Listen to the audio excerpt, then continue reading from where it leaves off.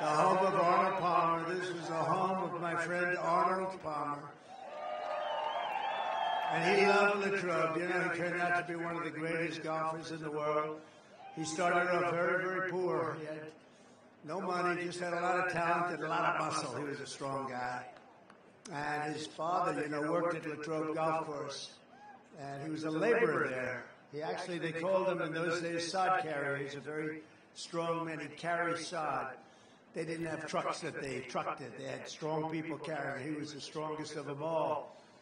And he had a son, but they had no money. And he worked at Latrobe. And they treated him good because he could do more work than anybody else. And his son started to grow up, and he realized his son was very strong like him. But he never had a chance to play golf. He had no money at all. And his son was named Arnold. And when Arnold was 4 and 5 years old, they had no money to buy a club. He couldn't buy one club, not one. And they used to go to the back of, this was all told to me by Arnold, so I have it firsthand. They used to go to the bag room where the members were, and they took out members' clubs, and they'd use the members' clubs, 2 or 3 of them at night, late at night, and he'd hit balls with his son.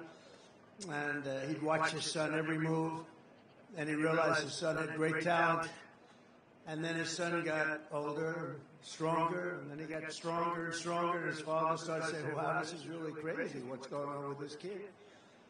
And finally he was able to save up enough money to get him some clubs, but they weren't strong enough. Arnold was breaking them. He'd swing a regular club and it'd break the hell out of it because he was so powerful.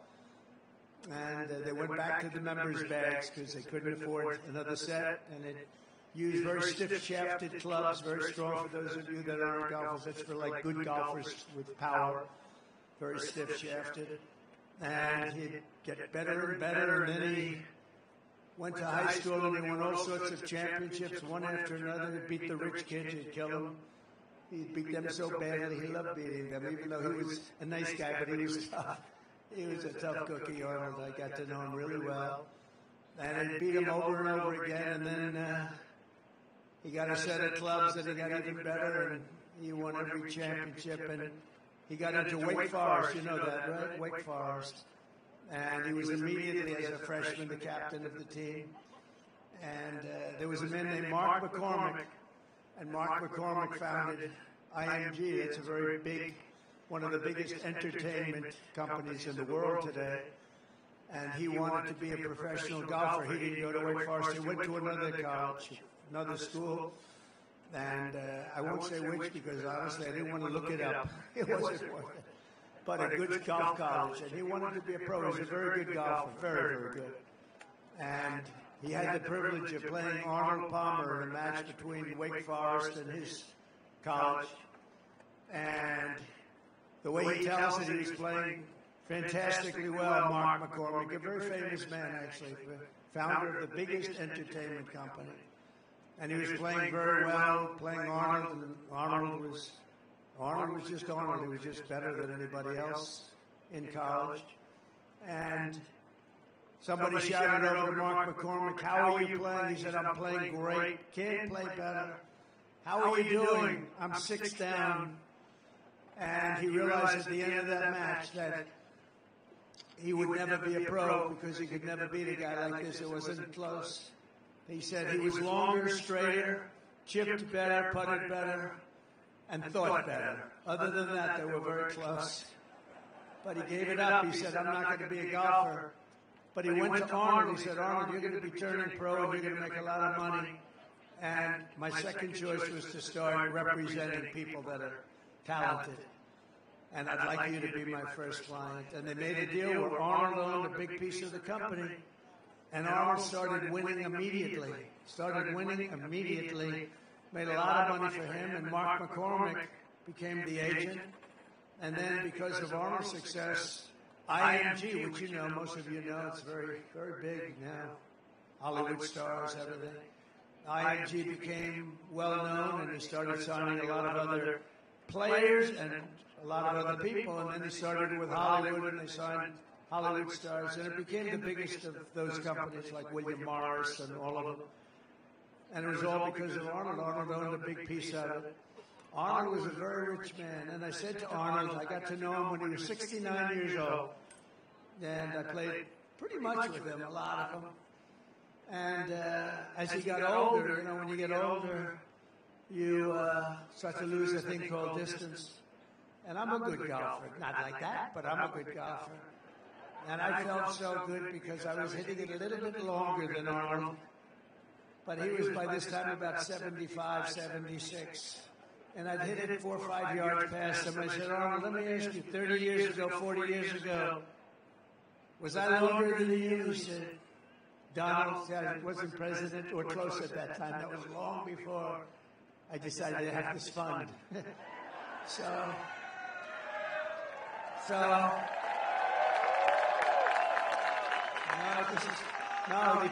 you're talking about a great man. I said, Arnold, and he was still plenty long, but I said, Arnold, do you think I was longer than you like I am now, 30, 40 years ago? He goes, Donald, let me tell you a little secret. You weren't even close. He said, you see that tree out there? He pointed to a tree that was about 70 yards in front of us. He said, that's where I would drive it. And you're about 70 yards short of that tree. You would have been even worse than you were. And it's true, he won, I think it was Pine Valley, one of the great courses. He won the U.S. Open. He drove a par 4. Only person ever to drive that hole until that time. He drove it in a playoff to win the playoff. He went over the trees, very risky shot. He ended up driving the green, and he won with a birdie in the hole. And nobody till that point had done anything like it. But I said to Arnold, he became very rich because of the investments and the IMG and all the different things. And I said to Arnold, just out of curiosity, you could live anywhere in the world. You could live on the Pacific Ocean. You could live on the Atlantic Ocean. You could live anywhere in the world. Why did you choose to stay? And part of the beauty is that because he made money right away, a lot of times it takes a pro years before they start making the money. It's a very, very difficult sport, actually. But he started right away making money. And the first thing he bought was Latrobe Golf Club. And the first thing he did? He took his father from a laborer to make him the course superintendent. How cool is that? And then ultimately his father became the manager of the club. And Arnold was so proud, and his father was good. He said, one thing with my father, nobody's going to steal on me. He said that, and I said that too. I said, there's something nice. And then I took Arnold when he was quite old, in all fairness. We took a helicopter from where he was in Florida to Doral, in Doral, which is a great place. And it's got 4 courses, many championships. Many of the best championships were at Doral. And I was building these beautiful, they call them villas, about 88 units in each one, hotel villas. And I named them after the 10 greatest golfers, including like Jack Nicklaus, Tiger Woods, Ben Hogan, Gary Player, Slam, Sammy Snead, all great players. And I said, Arnold, I really want to name one after you. Would you like it? He said, I'd love it. I'd be honored to have that. And we flew down for the opening ceremony to cut a ribbon for the Arnold Palmer Villa. And it's, to this day, people just love it. And I'll never forget the day. He was having a little hard time. He was a little older. He hit the 80s. He hit the 80s. But he was still, when he got up there, he had that magic like nobody had. And there were a few golfers that you could say maybe slightly better. A few, not many, but there was nobody that had his magic. He was a thriller. He was unbelievable. He knew how to win, and he knew how to just do whatever it was that electrified a crowd. If I had him here right now with me, this crowd would be going absolutely crazy. They'd say, Trump, get off the stage. We want Arnold Palmer to speak. He would electrify a crowd. And he would go for shots that nobody else could do, and they were risky as hell, and sometimes it wouldn't work out, but usually it did with him. He was an incredible man. He was an incredible champion, and he came from Latrobe. And so when I said a couple of days ago, I said, where are we going to be today? They said, sir, we're going to be Latrobe. I said, do you know what that means? No, sir. What does it mean? I said, that means Arnold Palmer. Because Arnold told me he could be, and I knew he could be. They wanted him everywhere. Just like I wanted to name a villa after him. Everybody wanted him. He could have been in any place he wanted. He said, no, this is where I want to be. This is the place I love. I mean, how good is that, right? And he died a very proud owner of this course, and he was always tinkering with it. I said, Arnold, what are you doing? He said, well, I'm moving the whole 4 yards back. I said, nobody knows the difference, Arnold. He said, I don't care. I love it. I love this place. He could not get enough of Latrobe. So, you know, I've been here before, and I've told the story before, not in this kind of detail. Because, you know, you have these teleprompters. If I would read it off a teleprompter, it wouldn't be so good, right? And it would be a lot shorter. It wouldn't be as good. And I didn't want to do that. I said, when I come here, I'm going to tell them the real story of Arnold. But Arnold Palmer was all man. And I say that in all due respect to women, and I love women. But this is a guy that was all man. His man was strong and tough. And I refuse to say it, but when he took showers with the other pros, they came out of there and they said, oh my God, that's unbelievable. I had to say it. We have women that are highly sophisticated here, but they used to look at Arnold and say, man, but he was really something special. Arnold was something special. So I just want to tell you, you're very lucky, the people that live in Latrobe, and it's an honor for me to be here because of him. He was a great man, and I don't think there would be golf to the extent that you have it today. It probably wouldn't be that way without the great Arnold Palmer. So enjoy it, everybody. Enjoy. And I had to tell you the shower part of it because it's true. What can I tell you? We want to be honest. We want to be upfront. It's true. But I'm thrilled to be back in this incredible Commonwealth with thousands of proud, hardworking American patriots. I'd like to begin by asking a question. Are you better off now than you were 4 years ago? After living through this nightmare of inflation, invasion, and humiliation, you know what the invasion is, right? Invasion by the southern border. What they've done to our country is unbelievable, allowing more than 21 million people into our country. Many of them are murderers. Many of them are drug dealers. They're from mental institutions. He says, send them back. You're right. You come from the Latrobe, by chance. He does. But Americans are ready to be free from Kamala Harris. You know that whenever I use the word Harris, everybody says, who's Harris? They have no idea who Harris is. That's true. They have no idea who's Harris. But Kamala, and to reclaim the future that is rightfully yours, you're going to reclaim it. This election is a choice between whether we will have an incredible 4 more years of failure, such a horrible 4 years. We had a horrible, think of that. Everything they touch turns to everything. Inflation, Afghanistan. How about Afghanistan? Most embarrassing moment in the history. Everything they've touched. Even now he's telling Israel, everything he said to Israel was exactly the opposite. He's the greatest, I will say this about Biden. He's the single greatest expert on foreign policy in history. You know what that means? If you did the exact opposite of what he suggested every single time, you'd go down as the greatest foreign policy president in history. If you did the exact opposite. Everything's a failure. And he's telling Bibi Netanyahu, don't do this, don't do that, don't do this. All our great congressmen are there. Don't do any of these things. And Bibi didn't listen to him. And I tell you what, they're in a much stronger position now than they were 3 months ago. That's for sure. Nobody's ever seen anything like this happen. And Bibi called me today and he said, it's incredible what's happened. They said, it's pretty incredible. But he wouldn't listen to Biden because if he did, they wouldn't be in this position.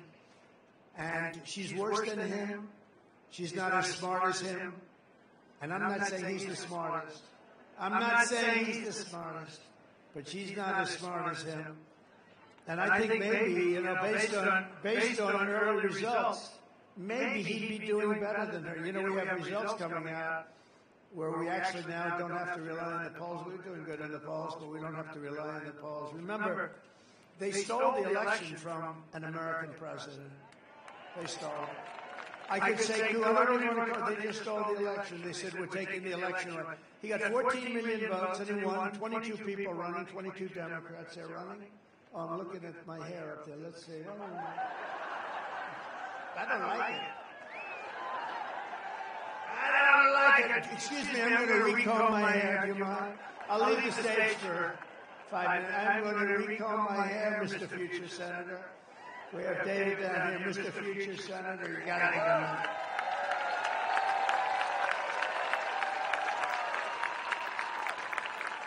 in. We're doing good, too. Well, let's keep it the way it is. Let's just keep going, right? We'll trudge through it. But this election is a choice between whether we will have 4 more years of failure and disaster, and that's what it's been. It's been failure. We're disrespected all over the world. They're laughed at all over the world. They're laughing at him and they're laughing at her. The other night they had Catholic Charities. They had the biggest event, the Al Smith dinner. It's the biggest event of the year for Catholics. And she's the only one in years, decades, that didn't show up. She didn't show up. She wouldn't be there. She wouldn't be there. She said no. And she ended up doing a tape that was pathetic. And it was an insult to Catholics, frankly, because she was actually sort of knocking them or knocking religion. Then she had the other event the other day where she said you're in the wrong location when they started talking about a certain subject, right? You're in which basically was a knock on Christianity and a knock on religion, because she doesn't know what the hell she's saying. But there had been a failure, it's been a disaster, or you're going to have 4 years, and they will be the 4 greatest years in the history of our country if we make the proper decision. We've got to make that decision.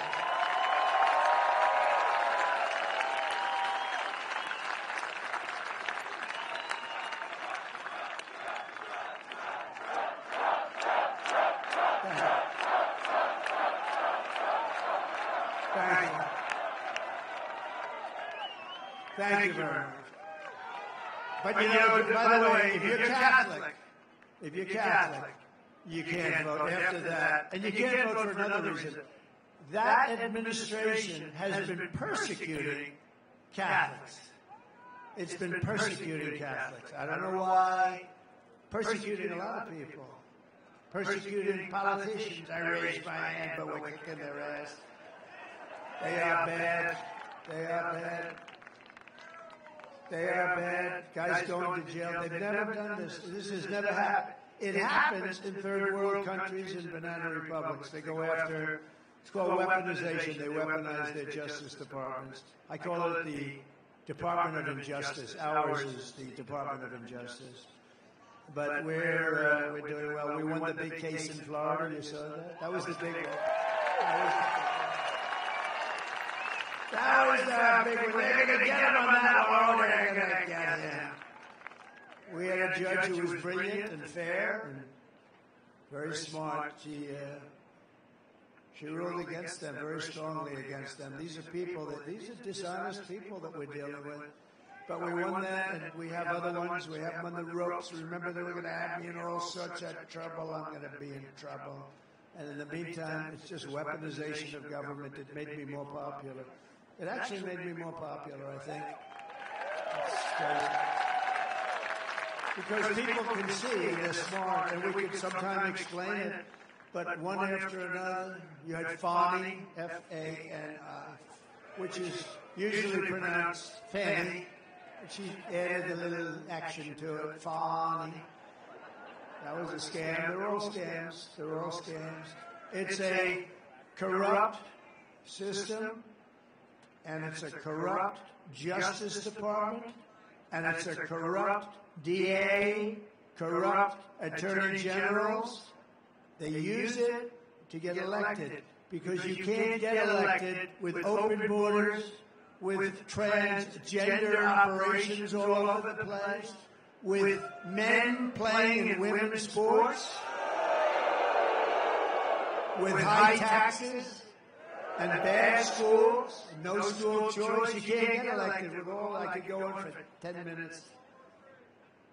Your vote will decide whether we give up on America or whether we save America. It's the most important election you're ever going to have. It really is.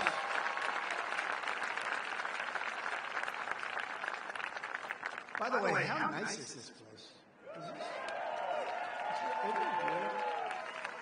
Look, people, as far as you can see, they give you a little extra security nowadays, you know. I got more machine guns than I've ever seen in my life. Look at these guys. Hey. I got more machine guns.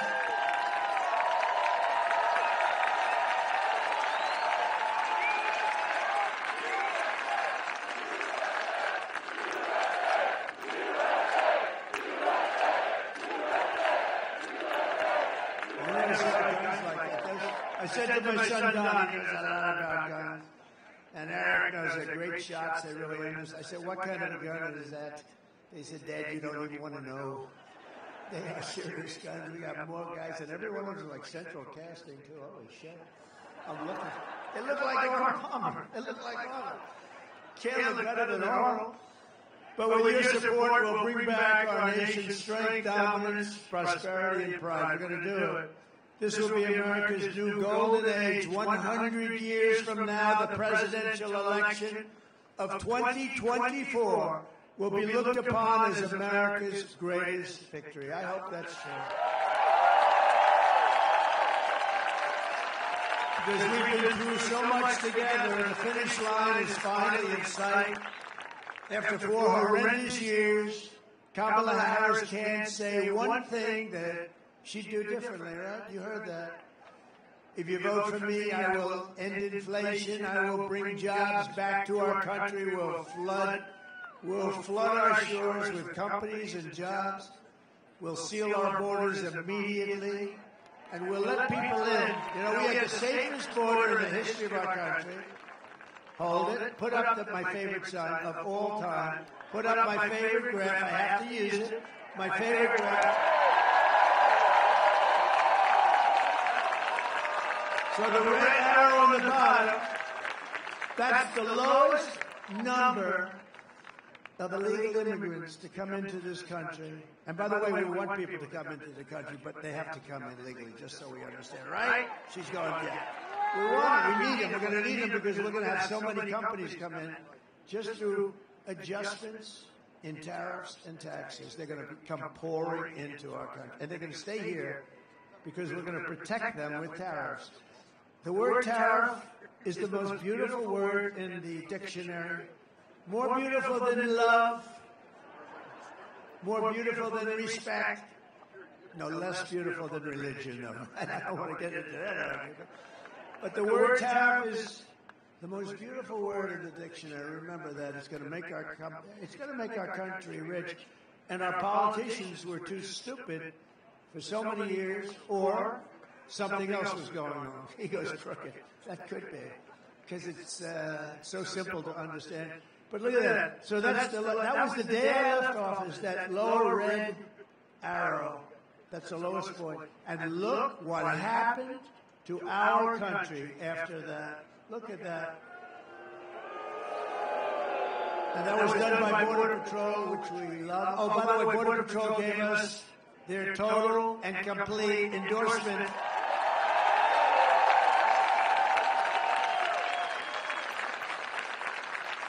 And it's hard, you know, they're not actually supposed to do it.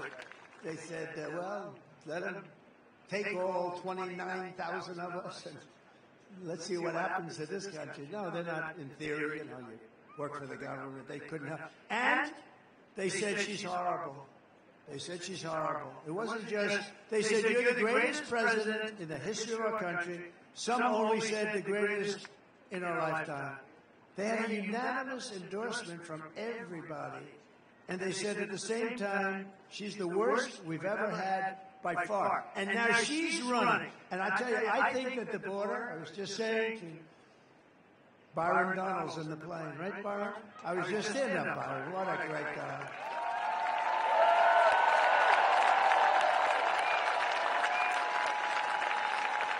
Look at that black hat. So, you know what? You know who the founder of that hat is? Elon. Elon Musk. He wore it. He's like the founder. And I said, you know, we sell it. I think we sell about 2 a year. Now it's the hottest hat we have. And you know, Elon came up. Elon Musk gave us his total endorsement. How good is that, right? And he's the one who landed that rocket. That rocket came in. I said, that sucker's not going to make it. I was actually on the phone talking to somebody. It was crazy. And I'm talking to this person.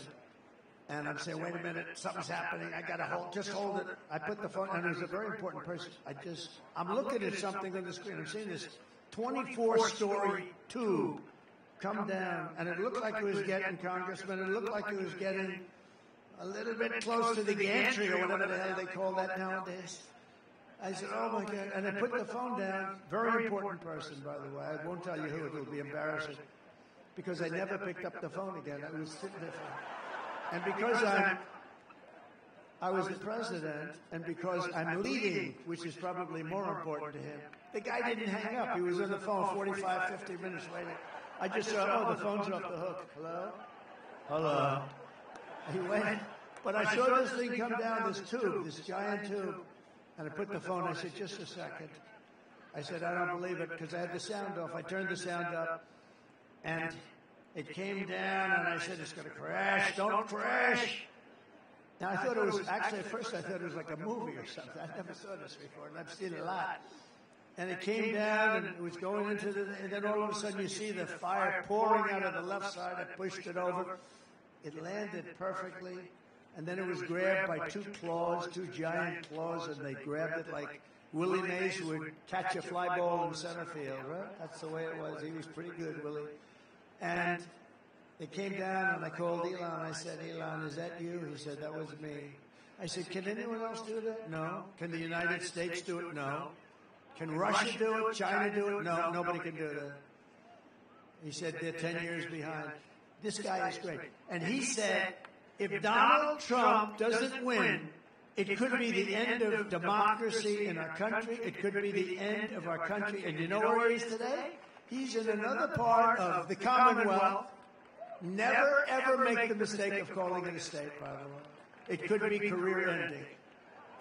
I had a friend that did that, a politician. He used to be a politician.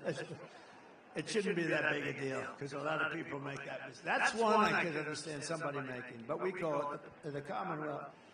But Elon endorsed me. He's in another part of the Commonwealth, and he's campaigning now. And he's got a gold. He's got a gold cap. But he called it, I said, he was wearing the black hat in Butler, Pennsylvania. We had 101,000 people. Butler, honoring Corps of Fire. Butler, Pennsylvania, we had 101,000 people. It was unbelievable. What a night that was. So we were honoring Corps. And two gentlemen who were very badly hurt. We thought they weren't going to make it. The doctors up there. They have good doctors. These are good doctors. I don't know if they call them country doctors. But whoever they are, they were good, because these were two men that were not the two great supporters who were not supposed to make it, and they made it, They'll be okay. But Corey didn't make it, and we honored Corey. It was the most beautiful evening, right? We had a moment of silence, and then we had the bells of Notre Dame, right? Notre Dame playing. And then we had an opera singer who sounded just like Pavarotti. I mean, the guy was unbelievable, and he sang Ave Maria. And the whole place was crying. It was crazy. I'm looking at the audience. Some of my friends were there, almost as tough as the football players that we have. We have some of the great football players. Almost as tough. I don't know if you guys think. But they were tough cookies. And I see them crying. They're trying to be cool. You know, no, I wasn't crying. But the whole place was crying. It was amazing. It was 101,000 people. So we will regain our sovereignty, we will restore our safety, and we will unlock the magnificent destiny that is just within our reach. And I am asking you to be excited about the future of our country. Again, you're going to be excited. This is going to be the most exciting period ever. Every problem facing us can be solved, but now the fate of our nation is in your hands. It really is. I mean, if you put these lunatics in charge any longer, we can't take it any longer. They're laughed at by foreign leaders. They think they can't even believe it. They can't even believe it. Biden can't find his way off a platform. She's worse. I wonder if she's going to have any trouble. No, she should be probably okay in that regard. But she's worse up here. Pennsylvania, you have to stand up and you have to tell Kamala Harris, who shouldn't be there, she's a threat to democracy. The way they took over, they called me a threat to democracy, right? She's a threat to democracy because she shouldn't even be the candidate. They should have picked a candidate fairly, not just given her because they want to be politically correct. I mean, whether you like him or not, you know, we had the debate. And his numbers went down. He didn't have a good night. But that can happen. But, you know, that happens. And the numbers go down, and they went down. And they went into him. They said, we're not going to let you run. We're going to take it away. That's crazy. Nancy went in. Chuck Schumer went in. Some of the people went in. They took it away from him. They just took it away from him. It's bad. And that is a threat to democracy, if you think about it, right? That's a real threat to democracy. But you have to tell Kamala Harris... And by the way, I think he would have, let's see what happens. And I may be wrong, but let's see what happens. I think he might have done better than she's going to do. Because all we had to do is expose her as a lunatic left. Further left than Pocahontas. Do you know who Elizabeth Warren? She's further left than Pocahontas. And I don't want to get into that stuff, but her mother said she was Indian because she had high cheekbones. That's what she said. And then she went out and did a test because I was driving her crazy calling her Pocahontas. So she fell for the trap. And she did a test, and she was so happy because it came back 1,014. Remember? 1,014. And that was it. That means... I had more Indian blood in me than she had, and I have none. I have none. I'd like to have some. I would like to have some, to be honest. But I have more, and I have none. But she was so happy when she got, think of that. Think of that. That was what happened. That was the end of her career. You know, that was the end of her presidential run. She was leading for the president. And when she said, and you got to understand, just these are the people we're dealing with. She took that Indian heritage, and based on the fact, and this is her statement, this is not me. There's no racist anything in me, not a drop.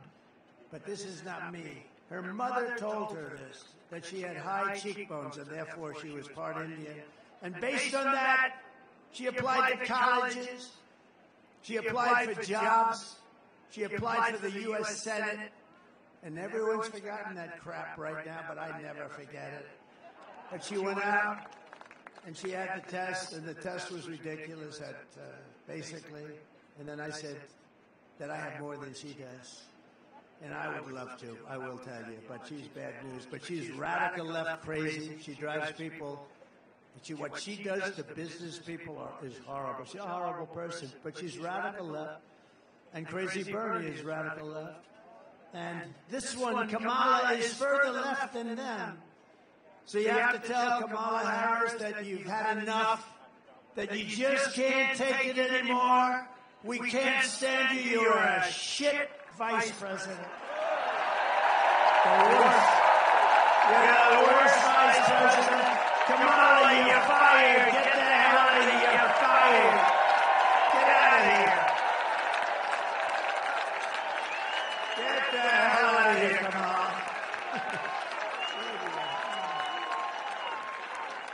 Early voting in Pennsylvania is now underway. Go and vote. Just go and vote. Get out there. And if you've not registered to vote, you only have 2 days left. You have to get out there and register immediately. Does everybody promise they're going to register? Okay. Boy, look at the crowd. Wow. Wow. Hello, everyone. How did the flyover look? Good? You know, it feels like you're very close to the ground. I said, are we okay here? When you're, it looks like okay from here, but let me tell you, when you're in that plane, that sucker feels low. I'm saying, I hope everything's working nicely on that plane. With your help, 17 days from now, we're going to win Pennsylvania. We're going to defeat Kamala Harris, and we are going to make America great again. Right?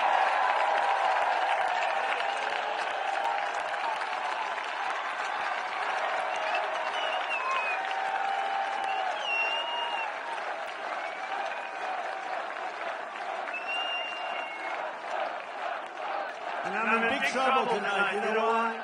Franklin Graham wrote me. You heard this. Like 2 months ago, he said, President, we love your stories. We love your speaking. We love everything about you. You're a great Christian. We love everything about you. But, sir, please don't use any bad language, bad words. He said, your stories will even be better. And I wrote back, I said, I'm going to try and do that, but actually the stories won't be as good. Because you can't put the same emphasis on it. So tonight I broke my rule. I've done it for weeks, but tonight I just said, look, I'm in Pennsylvania. What the hell? I went to school. I went to the Great Wharton School of Finance here. What a great school that was, too. What a great school. So if we win Pennsylvania, we win the whole damn thing, right? And starting on day one of my new administration, I will end Kamala Harris's war on Pennsylvania energy because you know she's going to ban fracking, right? 100%. You know, she was against fracking, against all this stuff, and then all of a sudden, about a year and a half ago, when she was getting killed in the polls, she said, I like fracking very much. Look, they always go back to what they want. They always go back. She can't help it. She's a radical left Marxist. She can't help it.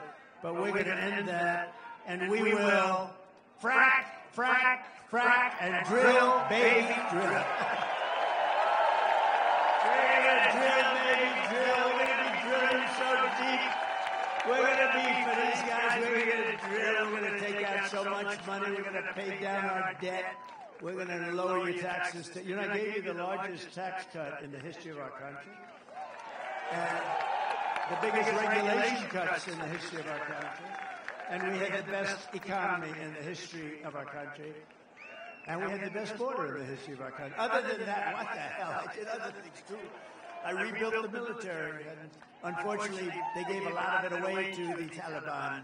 These geniuses, these stupid people like Milley, General Milley. Remember his performance in Congress, General Milley and Mattis, all these guys, what a bunch of lightweights. But we have great generals, but they're the ones you don't see on television. They're the ones that actually have to fight. Like, we defeated 100% of the ISIS caliphate with great generals and we have a great military, but not the ones you see on television. Not the movie actors that you see. Kamala has said repeatedly she wants to ban fracking, which would kill over 500,000 jobs in Pennsylvania alone. Watch this.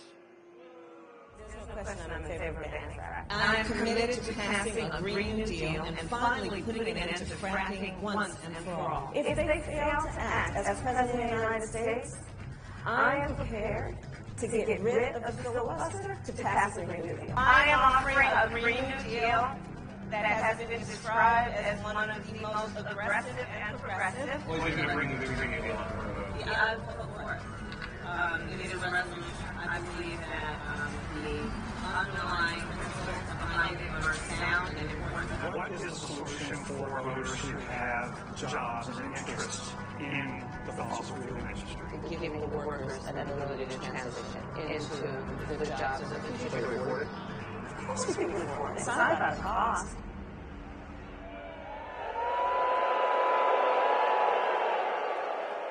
So when she does that, that's the end of Pennsylvania as we know it. It's the most important, not only from the standpoint of $500,000 jobs, it's 500,000 jobs, but in terms of income for the state, you would have to double and triple your taxes to make up. And she's going to do it.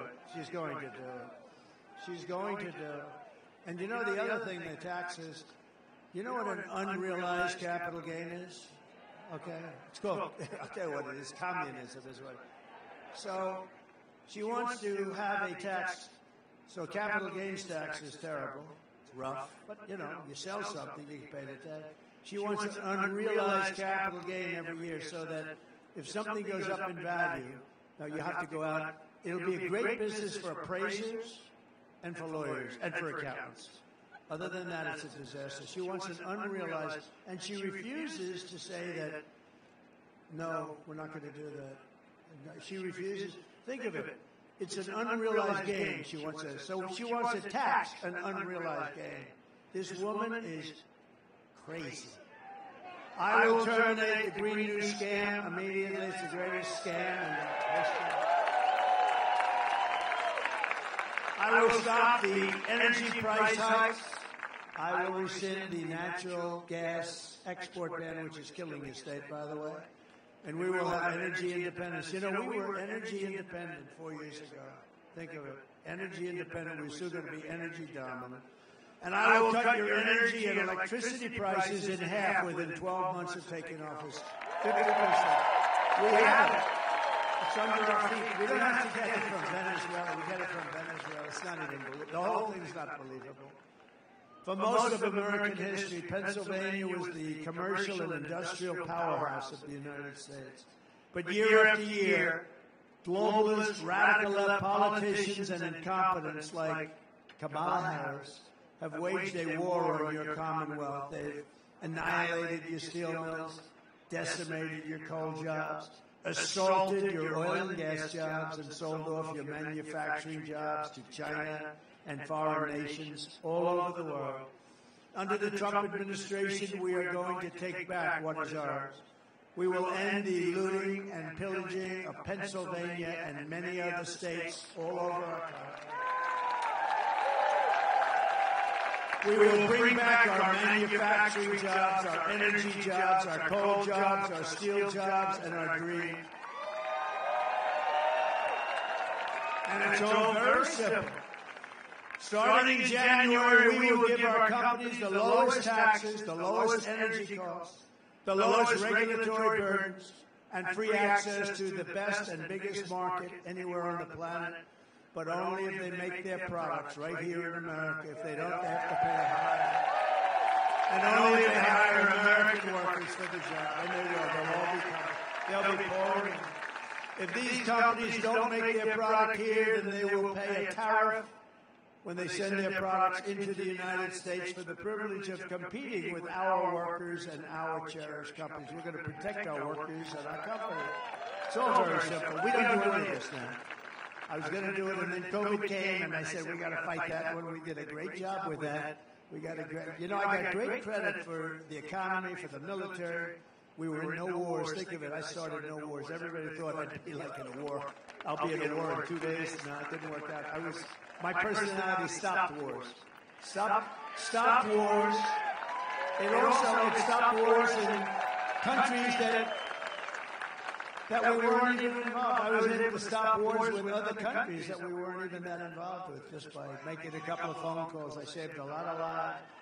We will call this policy the Build It in America plan, because when foreign leaders and CEOs call me up to complain about our tariffs, my answer will be very simple to them. Build it in America, build it in Pennsylvania. We're going to build a lot. We're going to have all those hulks that you have all over the place, the big empty hulks that we have all over our country. They're going to be loaded up with companies. They'll probably be, honestly, they'll be ripped down, and you'll see modern buildings built, modern manufacturing built. The centerpiece of this plan will be a 15% made in America corporate tax rate, cutting the tax from 21% to 15%, but again, only for those who make their product in the USA. And remember, I got it down to 21. Everyone said it would be impossible to get approved by Congress. I got it approved by Congress, but I got it down to 21. It was close to 40%. I got it down to 21%. Nobody thought that was possible. Now, I'm taking it from 21% down to 15%. The companies are going to roar in because 21% is very competitive. 15% is really, it's amazing. I mean, companies are going to want to be here, but they have to be protected from other companies coming in from the outside and raiding the jobs, the products, and that's what we're doing with the tariffs. And for those companies who don't make their product in America, they will be forced to pay a very stiff tariff, and we will make it and take it. Hundreds of billions of dollars are going to come in through tariff dollars to benefit American citizens, and we're going to pay off debt and reduce your taxes still further. Again, I gave you the biggest tax cut in history. We'll be able to do it still further. And remember this, for decades, nobody paid, China never paid one penny, not one penny to us until I came along. They paid hundreds of billions of dollars in tariffs and taxes under me, under Bush, under Obama. They never paid. They never paid anything, nothing, not a dime. Hundreds of billions of dollars they paid. And that's just the beginning. We're a rich country, but we don't know how to be rich. We just don't know how to be, but we're going to be rich, and we're going to be richer than ever before. We're going to take care of ourselves. It's going to be America first. It's also going to be we'll help the world. We want to help the world. But it's time that we take care of ourselves. We owe $36 trillion. We're going to take care of ourselves.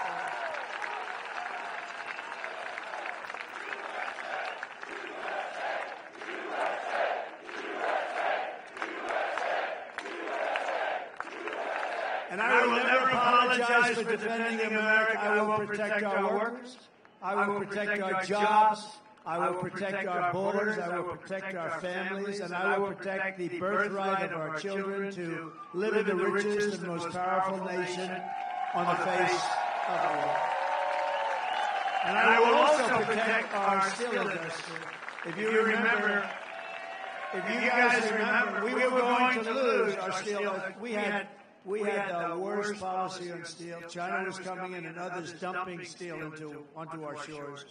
And we would have had no steel industry left. And I put a tariff, a big tariff on all steel coming in. It was not good steel either. It was what we call dirty steel.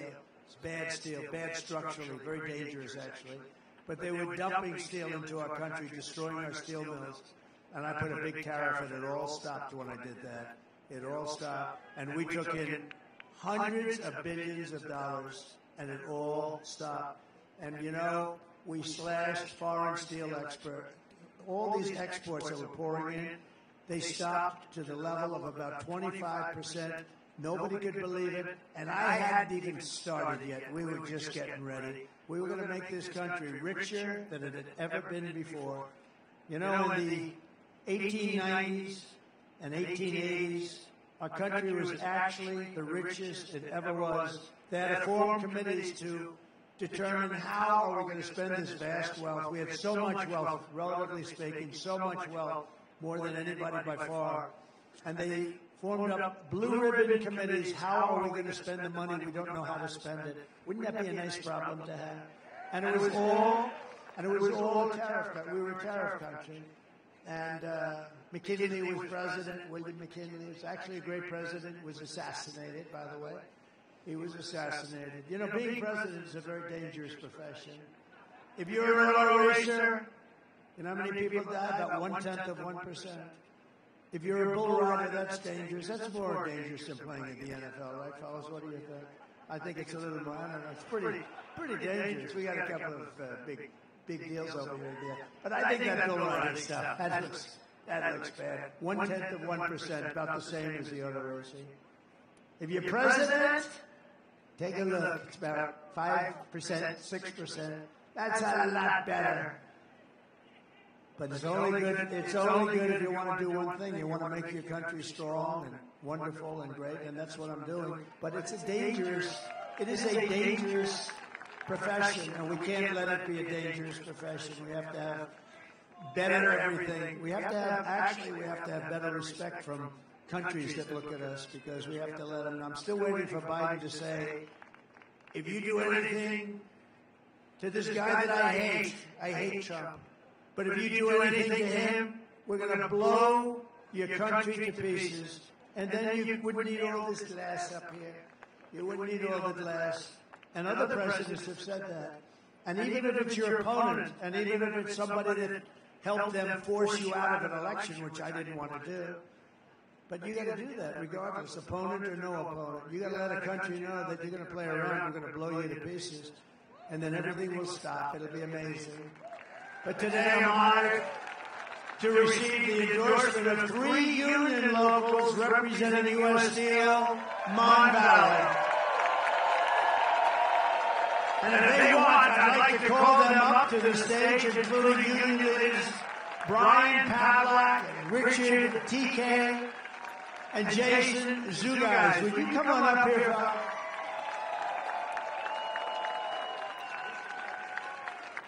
They're good-looking people.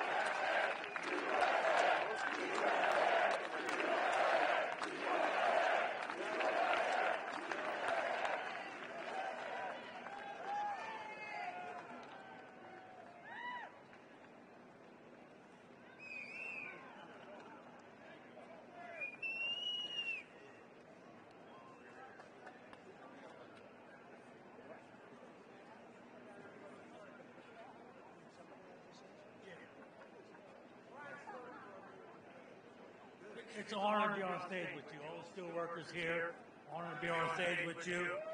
I was at the Butler rally when they tried to assassinate you. And I knew after that I had to do what I had whatever I had to do. So the president that saved the steel industry with tariffs, you saved it with tariffs. And you're my hero, and you're the greatest president ever.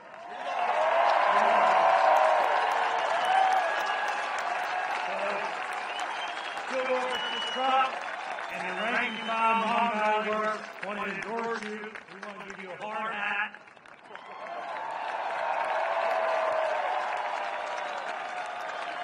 And also another hat, too. Well, thank you, President Trump.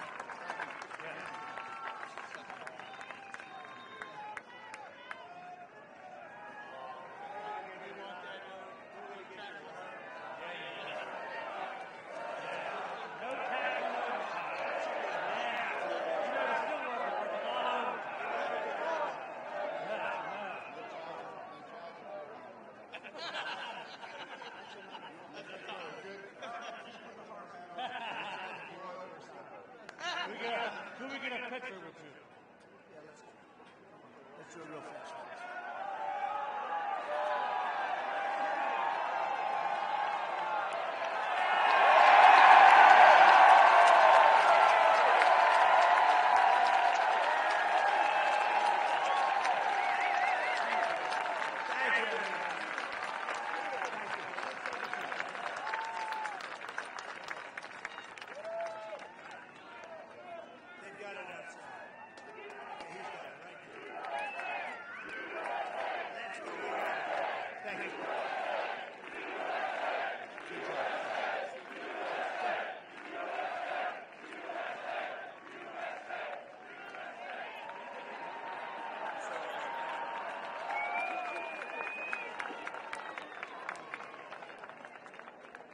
Thank you very much.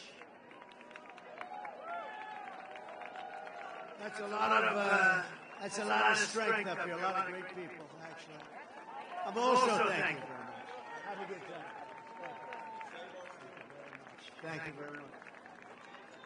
They said you did stay. We really did. We saved the steel industry in this country. Now we're going to make it really powerful again, along with autos. Great guys, great people. Those are great people.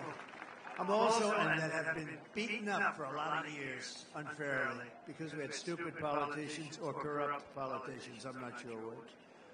I'm also honored to have the overwhelming endorsement of the rank and file membership of the Teamsters. That never happened before.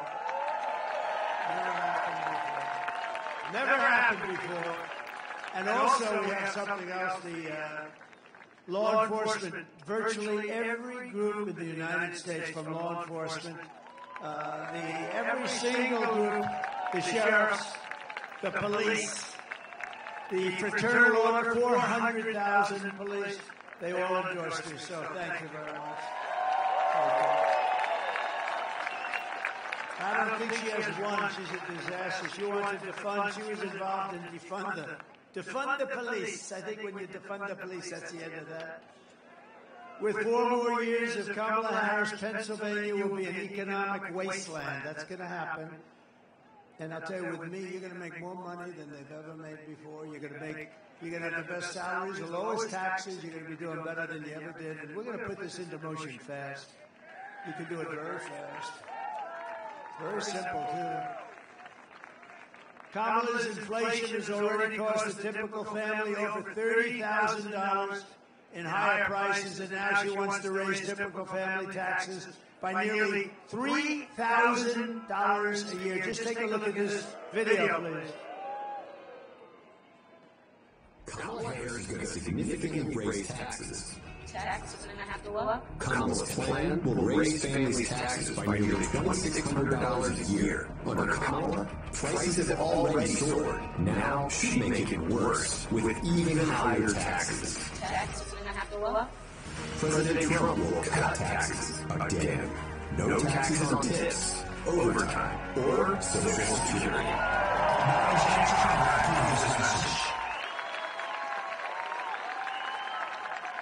You know, they said to me up here, we like the overtime the best. I said, yeah, you like the overtime, right, fellas? That's right. I figured you had something. That's right. You're not worried about the tips. You like that overtime, right? But a lot of people like the tips. And if you're a senior, you know what you like. You want the Social Security, no tax on Social Security. No tax. No tax on Social Security benefits for our seniors. And they deserve it because, you know what? Inflation, with their fixed income, mostly fixed income, inflation has absolutely destroyed our seniors and other people that are on fixed income. So I will also make interest on car loans fully tax deductible. That's a big deal. You know, they said one of the top guys on Wall Street called up and he said, you know, we have an incredible situation here. Where did you come up with that? It's like the paperclip. I said it the other day. Like 125 years ago, some guy took some steel and he bent it around a little bit. He came up with a paperclip. And other people looked at it. He made a lot of money, very rich man. And they said, why the hell didn't we think of it? You know, the one having to do with the deductibility of car loans. So simple. And the top guys on Wall Street, real geniuses, they called up, they said, how did you think of that? It's so simple. But, you know, to have the American dream, you want to have a car. And this will make, and I think this is going to be fantastic for Detroit and South Carolina and Tennessee and all of the areas that produce cars. One thing I have to say also, we have in Mexico, and I've been talking about it for the last year and a half, China is getting ready to build massive car plants, massive, which would wipe out Michigan, would hurt you, but would wipe out Michigan. Detroit would be gone. And they're the biggest plants in the world. I have a friend that does that. He builds plants. He doesn't do anything else. All he wants to do is build plants. And I called him up a year ago, a little more than that. I said, I want to see a plant. I want to go see a plant. You think Biden calls people up and says, I'd like to see a plant? I don't think so. He wants to just go. He wants to go to sleep. And she wants to do other things. We don't know what they are. We'll find out, unfortunately. No, but I said, I want to see a plant. He said, well, I can't really take you to the U.S. because we're not building the good ones. But the big ones are being built in Mexico. I said, what do you mean Mexico? They're being built by China. And they're the biggest in the world, actually. One plant will be doing more than all of Michigan. So I said, this is not good. And then they think they're going to take the cars, build them, and sell them over to the United States, or go around a little horn and sell them to the United States and destroy our automobile. And it would destroy. So I said, I've had it. And I started talking about tariffs. We're going to put massive tariffs on these companies that are coming in and destroying our jobs and our companies. And so I went very public with it for the last 4 months about tariffs. I love tariffs. I love tariffs, what they can do for your income and protection, and even third-party things you can do just by the threat of tariffs, because we're the pot of gold. We won't be the pot of gold long if we don't do something. So I was making a speech the other day in Detroit at the Economic Club, which is a great place, beautiful, and talking about cars. And I saw the man that is the great car factory builder who I know, John. I won't give him his full name, but John. And I saw him, and I said, could I see you after the speech? I made the speech. I went to see him. I said, how are those plants coming, the big ones in China? They said, sir, they just canceled them because they think you're going to get elected, and they don't want to build them because they won't be able to pay tariffs. We just canceled them. I didn't even do anything. And I just saved Detroit. I just saved every car-making state. No, but think of it. And I thought to myself, just the threat of tariffs, they canceled these multi-billion-dollar auto factories. Auto machines is what they really are. Now, will I get credit for that? I don't think so, but we know.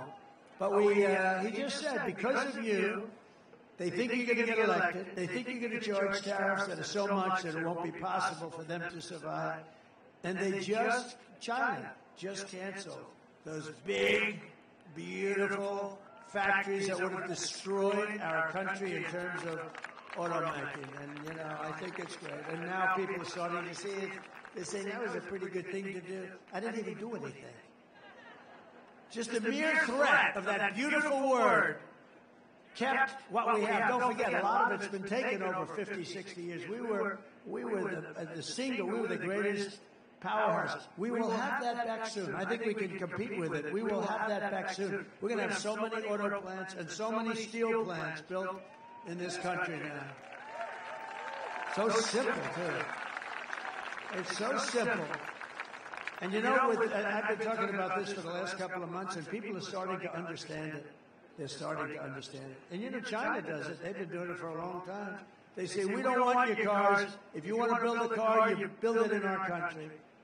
They did it with Harley Davidson in India. They charge a 200% tariff on a motorcycle. They said, if you want to do this, you have to build it. We don't want your motorcycles. We're going to charge you 200. Harley Davidson said, we don't sell any in India. Tariffs too high.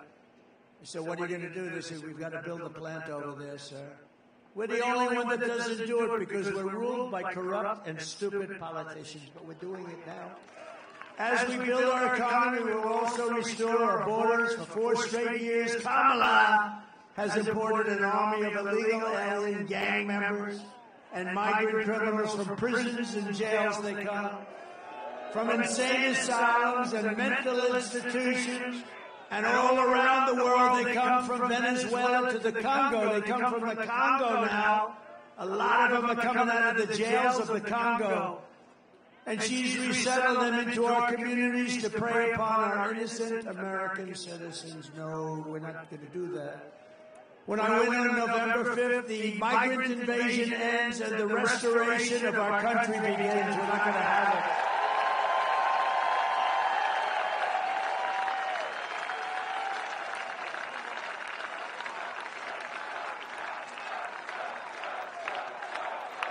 Thank you. And every day, Kamala is using migrant flights and her phone app. Do you believe they have a phone app? For the criminal cartels to call up, hello, this is Jose Rodriguez. I'd like to know, where do I dispose of my illegal migrants, and they tell you where to drop them. Can you believe it? The only thing worse are the flights. They have planes flying over our border, big, beautiful Boeing 727s, 737s, and just like that beautiful plane over there, 787, a pretty plane. 757, 767s. They have planes flying back and forth, loaded up with migrants, only going one way, by the way, to flood Pennsylvania, Ohio, Michigan, and Wisconsin. That's what they're doing in the entire Midwest with thousands and thousands of illegal migrants, and many of these are very dangerous people. They'll look at you, they'll cut you up, and they won't even think about it. As just one example, the 4,000-person town of Charleroi, Pennsylvania, has seen, listen to this, a 2,000% increase in the population of illegal migrants. Think of that, 2,000% increase in the population of illegal migrants under Harris. She doesn't want to be called border czar. But you know what? I don't care. She was in charge of the border. This mentally deficient president put her in charge of the border. And she never went there. Not once. And she never, when the Border Patrol last week endorsed me so strongly, I asked them, how often did you speak to her? You were dealing with her. They said, sir, we never spoke to her once. I said, who did she speak to? There were like 40 guys on the stage, all the leaders of the Border Patrol. She said, not one of them did she speak to. Not one. Pennsylvania is not going to take it anymore. One of the deadliest and most vicious migrant gangs that Kamala has imported into our country is the savage Venezuelan prison gang, Tren de Aragua. Has anyone heard of it? You've heard of MS-13? These are right in the same category. You don't get any meaner or tougher. But they're taking over apartment complexes, like I do. I'm in the real estate business also, isn't it? They do it differently. They do it with guns. I do it with financing. And unleashing a violent terror spree all across America. This is happening all over. Let's watch. Open borders, deadly consequences. Border crisis. Border crossings are putting strain on cities across America. It is a full-blown invasion. Armed Venezuelan gang members storming an apartment complex in Aurora, Colorado. People talk about migrant crime. This is what they're talking about. Biden and Harris have created a program to bring them in on humanitarian parole. I am in favor of saying that we're not going to take people who are undocumented cross borders from home. More than 13,000 illegal immigrants convicted of murder have been released into the United States. My 20-year-old daughter, Kayla Hansen, was murdered in her home room. Kayla's murderer was apprehended by Border Patrol crossing illegally into the U.S. Kayla's murderer had been improperly released into the United States. Abolish ICE. Yeah, we need to probably think about starting from scratch. Jimmy Ashton was in custody today after being accused of plotting an election-night terrorist attack. The suspect entered the U.S. on special immigrant visa. More than a dozen people suspected of being Red Aragua gang members right here in San Antonio. The gang members had been terrorizing the apartment complex. New details of the murder of Lady Riley, the illegal immigrant suspect who cops say committed the heinous murder, is a Venezuelan national. And was paroled and released into the country by the Biden administration. 2 minute investigators say are in the country illegally from Venezuela are charged with capital murder and the death of Jocelyn Monroe. Court documents suggest a group of men arrested for beating and robbing a Dutch woman last month are members of a Venezuelan street gang. Manuel Fernandez was booked by Colorado police just 2 days earlier and released the day before the robbery.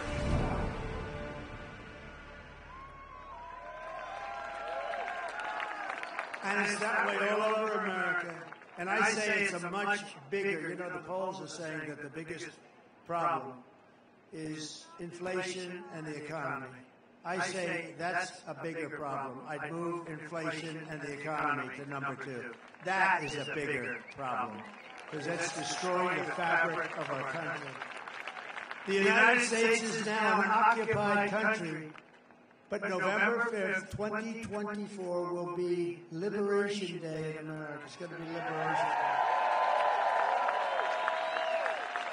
under Kamala Harris, 13,099 illegal alien convicted murderers are on the loose right now in the United States of America. Can you believe it? Just this week, 2 illegal alien members of the same savage Venezuelan gang were arrested in New York for robbing, shooting, and murdering a 59-year-old man in a Connecticut hotel. One of these illegal alien monsters was a getaway. You know what that is? These are the illegal gotaways. And the other was caught but then released into our country by Kamala Harris and her horrible, horrible, free, open borders. Immediately upon taking the oath of office, I will launch the largest deportation program in American history. We have to just, I don't want to do it. The record right now is Dwight Eisenhower, a moderate president that couldn't stand, he just couldn't stand what was happening with the border many years ago. Dwight Eisenhower, General Eisenhower, was a good president, but he was a moderate person, but he has every record. He just couldn't stand watching the borders be crossed by people that weren't citizens of our country. I will rescue every town across America that has been invaded and conquered, and we will put these vicious and bloodthirsty criminals in a jail or kick them out of our country immediately. They will get sent back to where they came from. We have no choice. And to expedite removals of present-day Aragua and other savage gangs, I will invoke the Alien Enemies Act of 1798. Can you believe that? We couldn't have an act like that now because now everything's woke, you know? We have woke generals like Milley and Mattis. We have woke people. They don't do things like this. So we had to go back to 1798 when we had real people running our country. The Alien Enemies Act of 70 gives a tremendous power to the president to do what's right, to target and dismantle every migrant criminal network operating on American soil. And if they come back into our country, it's an automatic 10 years in jail with no possibility of parole. So when they come back, if they come back, when they hear that, they won't come back. And if that's not good enough, we'll make it 20. And I'm also calling for the death penalty for any migrant that kills an American citizen or a law enforcement officer.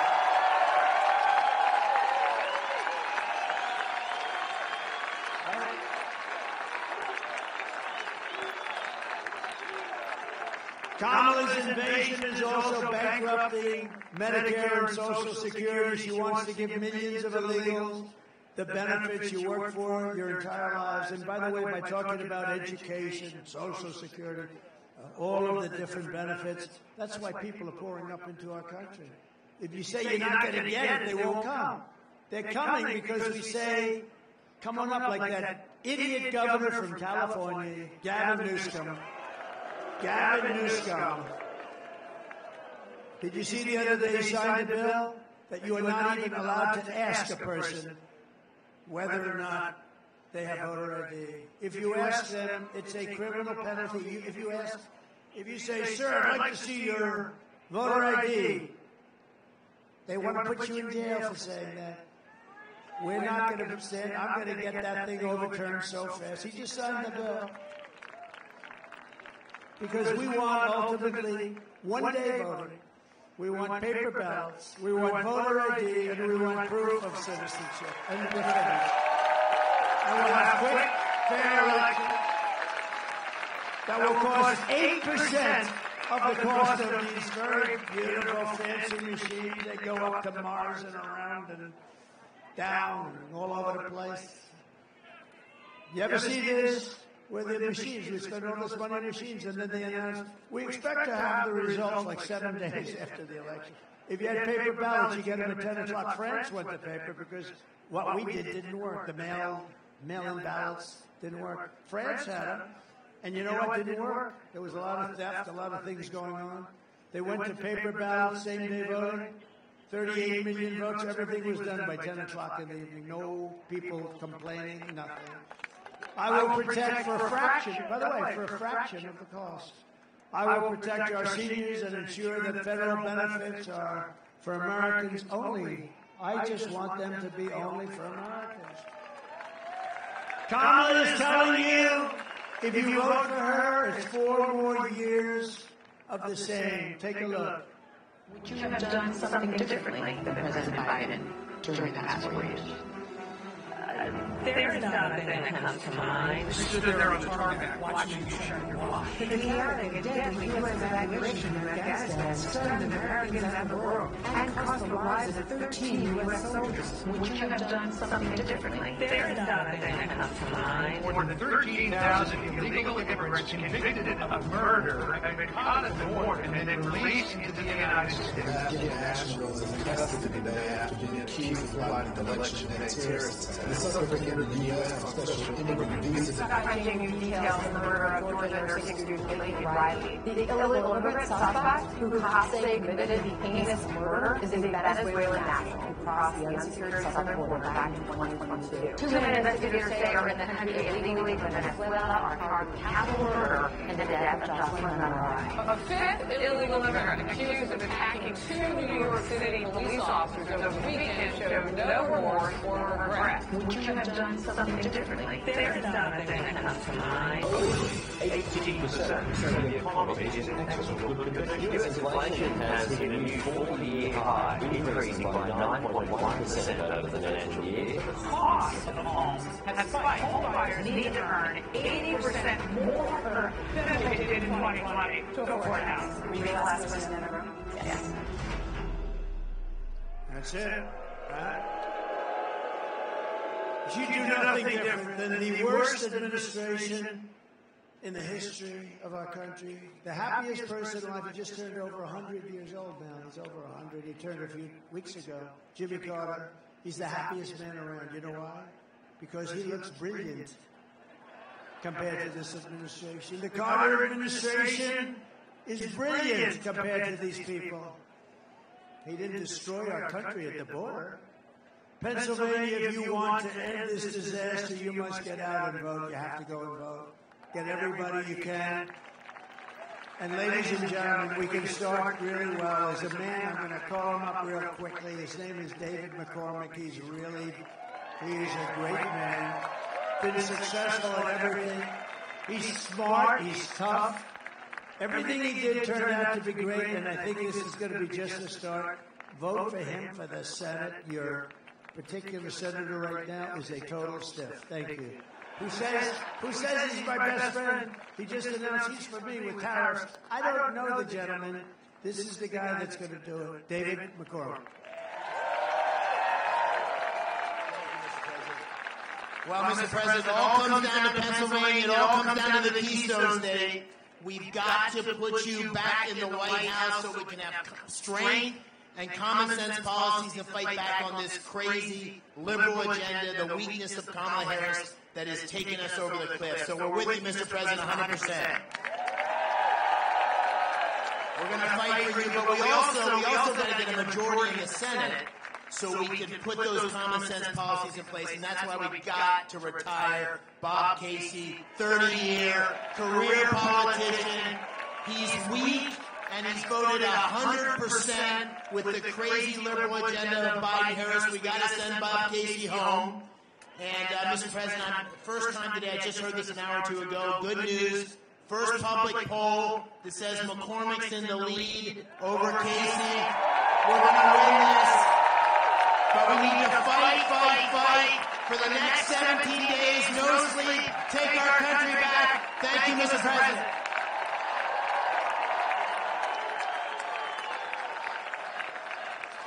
Thank you very much, sir.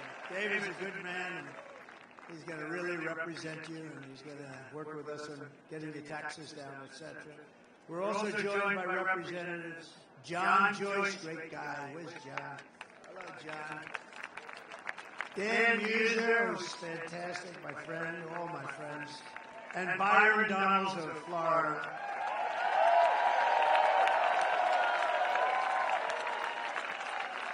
And also, I tell you, if you're a football fan, these guys are good. I guess they're going to the game a little bit later or something. You going to the game? Are you going? Or are you going to watch it on television?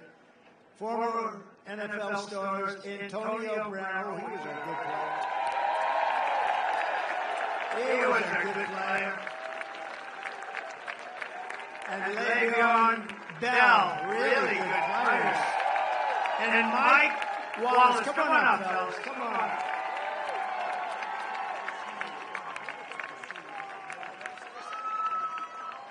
Let's vote for Trump, baby. Make some noise for the president.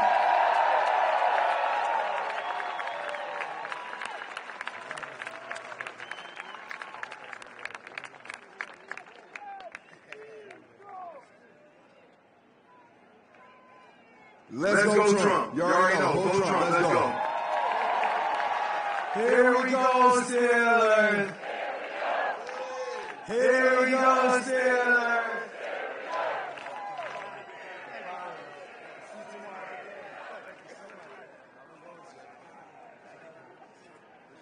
Thank you. They look good.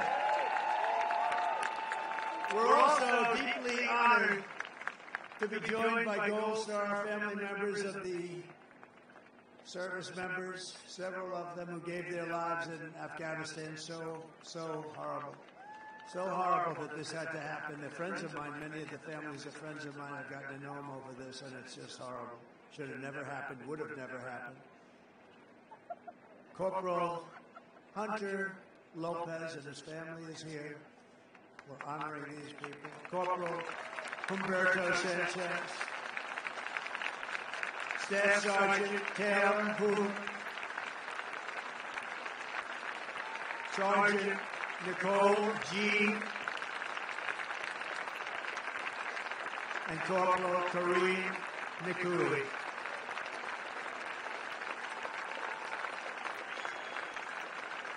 Thank you very much. Great people. I got to know them very well. Should have never, ever happened. 13 people, many so badly injured. We have to talk about them. I talk about them all the time with the legs and the arms and just obliteration. So I want to thank you all very much. Thank you for being here. Thank you.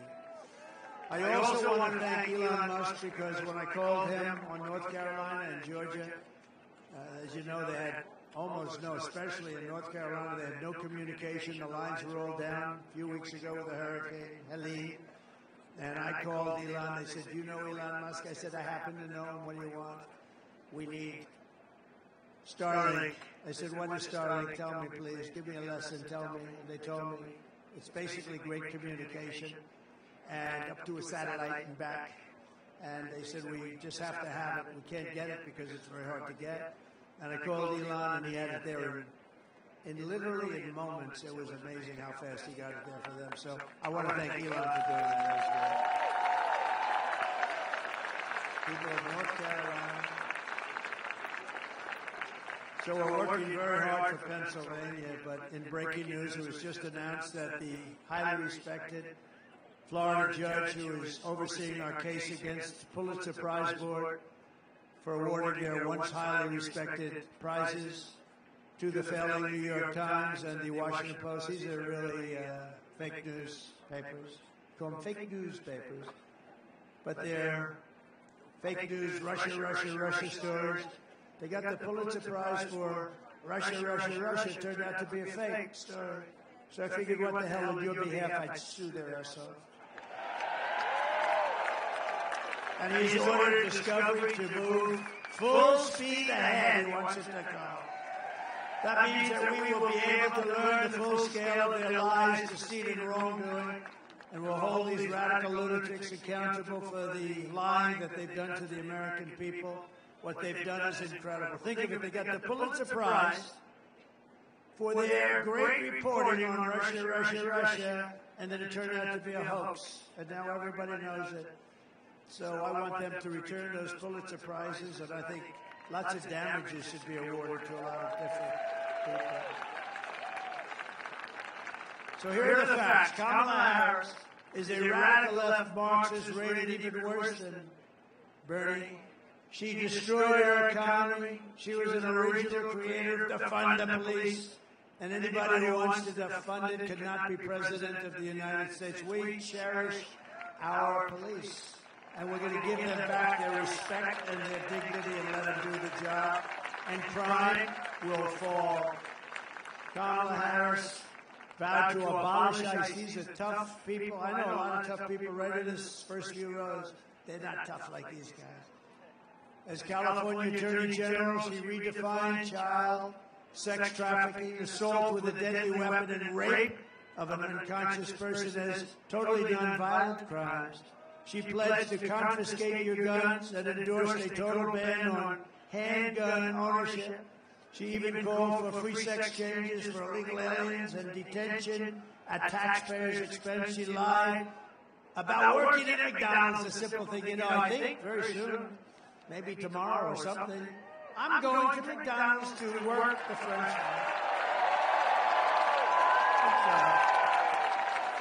I think I'm doing it tomorrow. And I think it's in a place in Pennsylvania, and I'm going to stand over that French fry. You know, she lied about her. You know, it's a very basic thing to say. They'll say, oh, look at all that press. That's not a lot of press. But they're going to say, oh, it's so basic. It is basic. But the basic is easier to understand. She said, as part of her resume, for years, I worked at McDonald's, you know. So it's probably tough. But she never worked there. It turned out to be a hoax. So on top of all of this, Kamala turned on our military and wants to make them woke. Take a look at our real military. Just take a look at it.